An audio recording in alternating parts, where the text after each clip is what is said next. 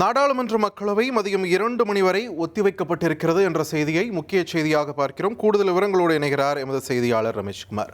ரமேஷ்குமார், வணக்கம். ஒரு 5-10 நிமிஷத்துக்கு முன்னாடி தான் பார்த்தோம் 7ஆம் நாள் அலுவல் தொடங்குதுன்னு. இப்போ உடனே ஒத்திவைப்புன்ற ஒரு முக்கிய செய்தியும் பார்க்கிறோம். இந்த 5-10 நிமிஷத்தில் என்ன நடந்துச்சு, எதன் காரணமாக ஒத்திவைக்கப்பட்டிருக்கு, விரிவான தகவல்கள். எதிர்கட்சிகள் தொடர் அமளி காரணமாக நாடாளுமன்றத்தின் இரு அவைகளும் 2 மணி வரை ஒத்திவைக்கப்பட்டிருக்கிறது.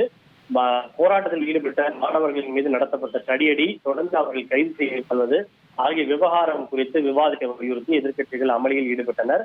மக்களவை சபாநாயகர் ஓம் பிர்லாவை பொறுத்தவரை இன்று மதியம் இந்த மசோதா வினாத்தாள் கசிவு தொடர்பான மசோதா விவாதத்திற்கு எடுத்துக் கொள்ளப்பட இருக்கிறது.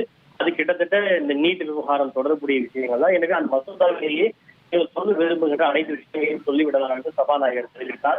இருப்பினும் அதை ஏற்க மறுத்த எதிர்கட்சிகள் அமளியில் ஈடுபட்டதால் மக்களவை பிற்பகல் 2 மணி வரை ஒத்திவைக்கப்பட்டிருக்கிறது. 2 மணிக்கு இந்த பொது தேர்வுகள் முறையற்ற வழிமுறைகளை தடுக்கும் மசோதா திட்டமிட்டபடி விவாதத்திற்கு எடுத்துக் கொள்ளப்பட இருக்கிறது. மாநிலங்களவையும் கிட்டத்தட்ட ஏறத்தாழ இதே விவகாரங்களுக்காக எதிர்கட்சிகள் அமளி காரணமாக பிற்பகல் 2 மணி வரை ஒத்திவைக்கப்பட்டிருக்கிறது. இனி செல்லும் இடமெல்லாம் செய்தி. தந்தி டிவியின் வாட்ஸ்அப் சேனலை ஃபாலோ பண்ணினா செல்ல இருக்கும் இடமெல்லாம் செய்தி. இதோ QR கோட் இப்பவே ஸ்கேன் பண்ணுங்க, ஃபாலோ பண்ணுங்க.